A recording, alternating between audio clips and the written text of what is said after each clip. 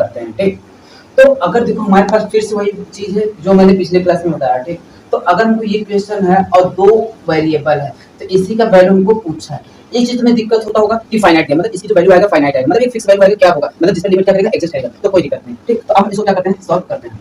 तो limit x tends to 0 cos 2x alpha cos 4x minus b upon x power 4। चलो इसको मैं मान लेता हूँ, कोई एक z कोई नंबर आएगा, कोई ठीक एक मान लेते हैं नंबर आएगा। ठीक, तो अगर मैं ये कह रहा हूँ ठीक कि अगर मैं इसको लेकर यहाँ डिनोमिनेटर पास कराऊँ तो ये वैल्यू क्या हो जाएगा, 0 हो जाएगा।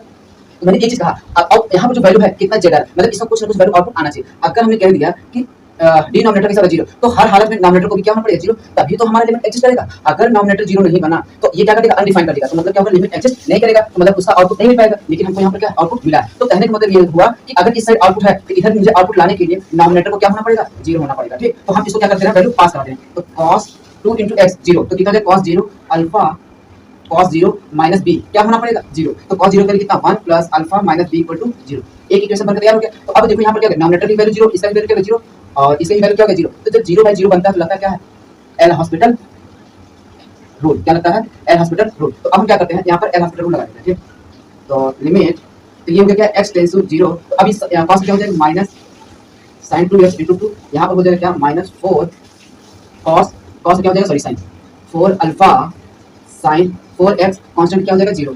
ठीक, अपॉन कितना हो जाएगा 4x3। ठीक, इतनी बात समझा रहा। चल, तो अब देखो फिर से यहाँ पे क्या करना है, लिमिट पास करा दूं। तो अब अगर लिमिट पास करा दोगे तो क्या होगा, 0/0 फिर से बन जाएगा, सॉरी z माइनस z। ठीक, तो अब यहाँ पर क्या होगा कि अब यहाँ पर फिर से देखो ऊपर क्या हो जाएगा 0 और डिनोमिनेटर क्या होगा 0, फिर से एल हॉस्पिटल रूल होगा।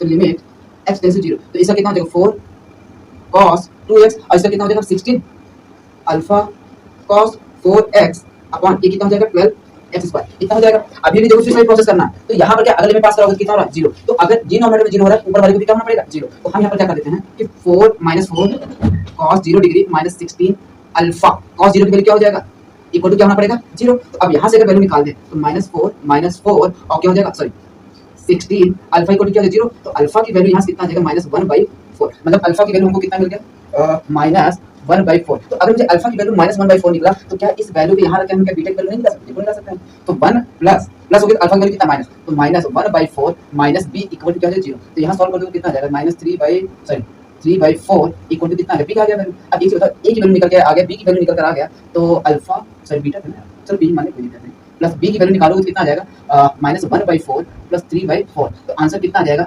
2/4। तो इसको कट करेंगे तो कितना आ जाएगा 1/2। तो मैंने जितना शॉर्ट में हो सका तुम्हें समझाया, ताकि तो एक भी पॉइंट ऐसा ना हो कि छूट जाए। मैंने भले थोड़ा सा 2-3 स्टेप बढ़ा दिया हूं, लेकिन एक चीज समझाने की कोशिश किया। ठीक, इसको देखो यार 2-3 लाइन में भी कर सकते हो। ठीक, लेकिन वही चीज समझ में नहीं आएगा।